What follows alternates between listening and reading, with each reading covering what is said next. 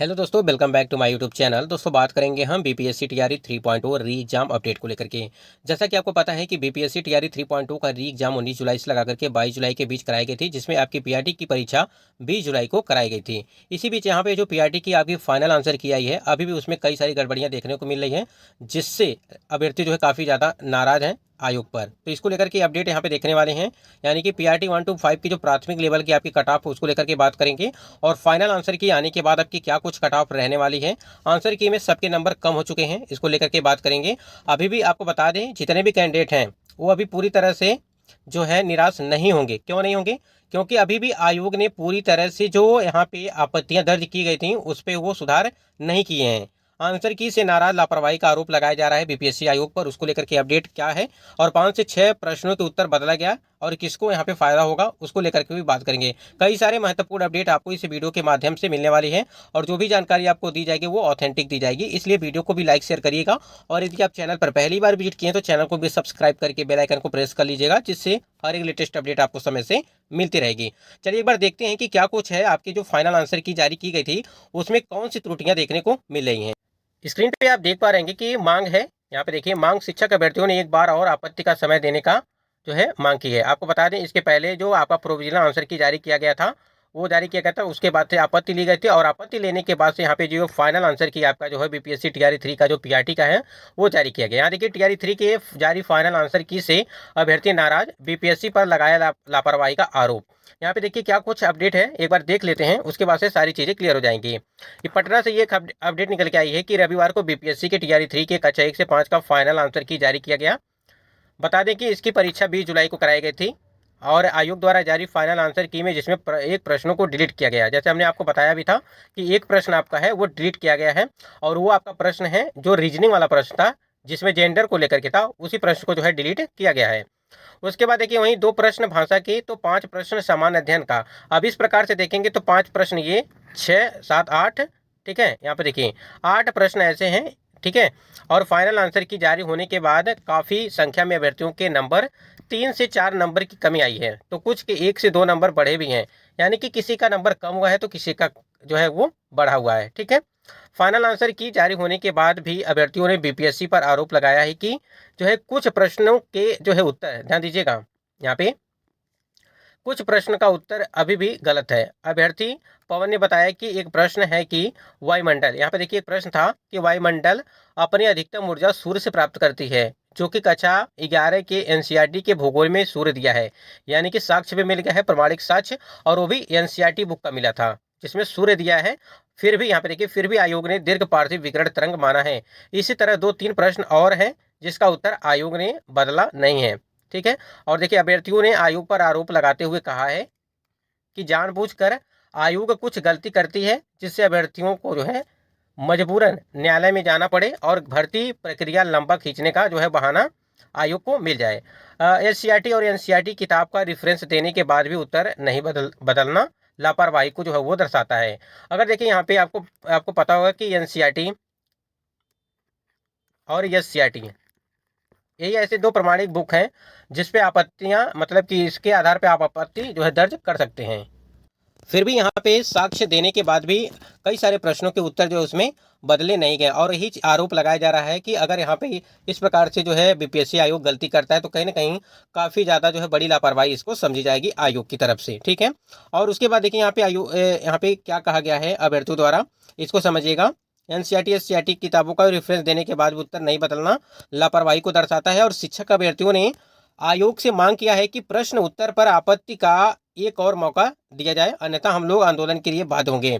यानी कि देखिए, आपका पहले तो आपका एक प्रोविजनल आंसर की जारी किया था, उसके बाद जो है फाइनल आंसर की जारी किया गया। अब यहाँ पे फाइनल आंसर की में कई सारी आप यहाँ पे देखिए त्रुटियां जो बताई गई हैं कि आयोग ने प्रश्नों के जो उत्तर है उन्होंने चेंज नहीं किया है, ठीक है।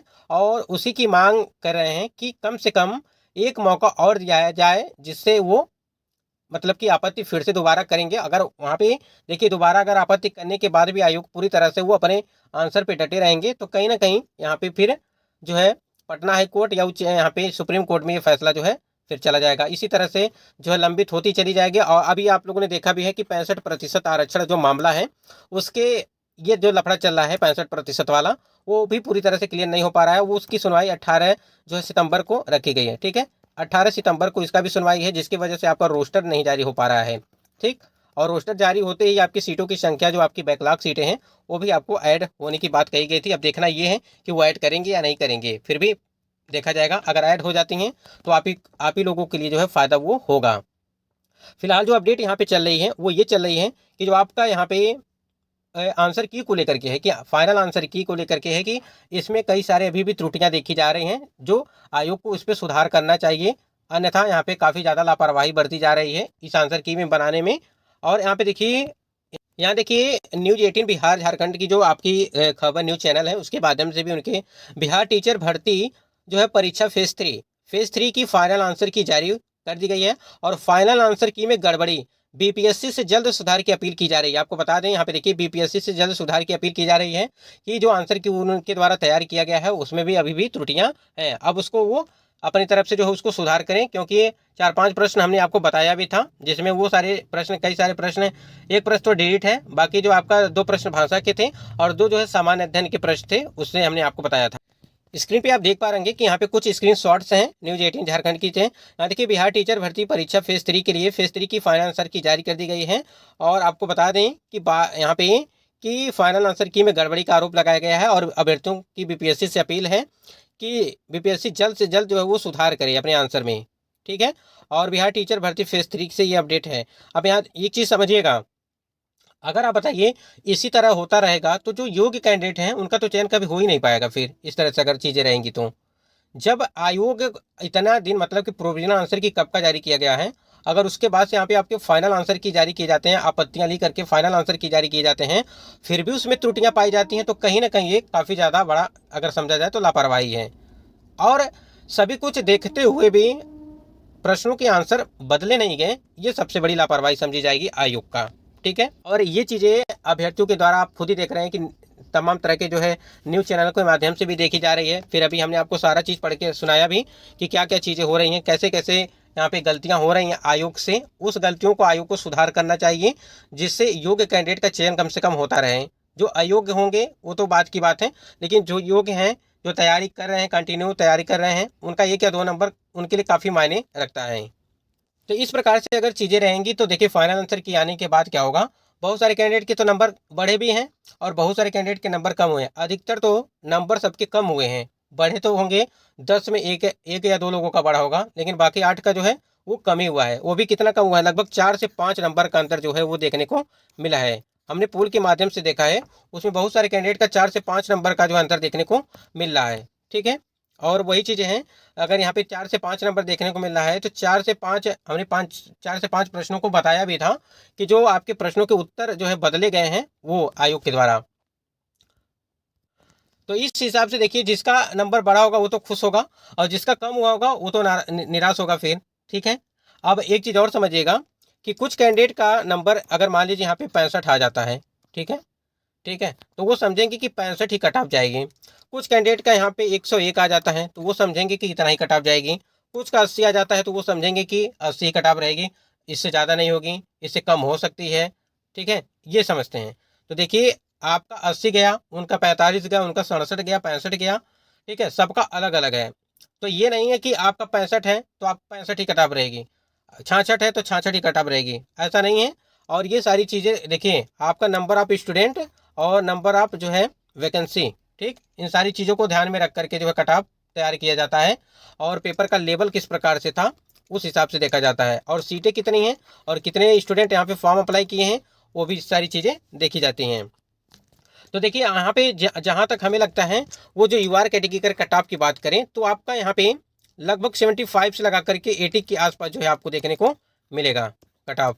देखिए यहाँ पे 75 से 80 के बीच आपको देखने को मिलेगा। देखिए 80 से यहाँ पे 2 से 3 नंबर का आप आगे पीछे उसको कर सकते हैं, आगे ही करिएगा, क्योंकि देखिए नंबर ऑफ स्टूडेंट काफ़ी ज़्यादा हैं, लगभग 4 कैंडिडेट एक सीट पर फाइट कर रहे हैं, उस चीज़ को भी ध्यान रखना है। और जो फर्जी शिक्षक हैं वो तो बाद में निकलेंगे ना, चयन प्रक्रिया होने के बाद वो निकलेंगे, तो ये चीज़ें हैं वो भी कट ऑफ को कहीं ना कहीं हाई कर देते हैं। तो ये देखिए यहाँ पे कट ऑफ आपकी कम है, बिल्कुल कम, ये इतना कम मत समझ लीजिएगा कि आपको लगे कि जैसे हमने आपको बताया कि कोई 65 पे है तो कोई 40 पे है, जिसका 40 आएगा वो समझेगा कि 40 ही कट ऑफ रहेगी। ठीक है, 65 है तो 65 ही रहेगा। तो ये सारी चीज़ नहीं है यहाँ पे जो हम बता रहे हैं आपको, 75 से 80 के बीच। ठीक है, 80 के बीच, 80 से ऊपर भी हो सकता है, 2 से 3 नंबर इसको मान के चल सकते हैं आप। ठीक है, इसी प्रकार चीज़ें रहने वाली हैं। बाकी आपका जो भी कैटेगरी है वो जनरल से यानी कि वार कैटेगरी से आपका कम ही रहेगा, इस बात को ध्यान रखिएगा। तो ये कुछ महत्वपूर्ण अपडेट थी। बाकी अपडेट के लिए आप चैनल से जुड़े रहिएगा, जो भी अपडेट आपको दी जाएगी ऑथेंटिक दी जाएगी। देखिए आयोग के द्वारा क्या नोटिस दिया जाता है, कोई भी नोटिस आती है पीआरटी को लेकर के, क्या वो फिर से मौका देंगे यहाँ पे आपत्ति दर्ज करने के लिए, या वो अपने आंसर की में जो है सुधार करेंगे।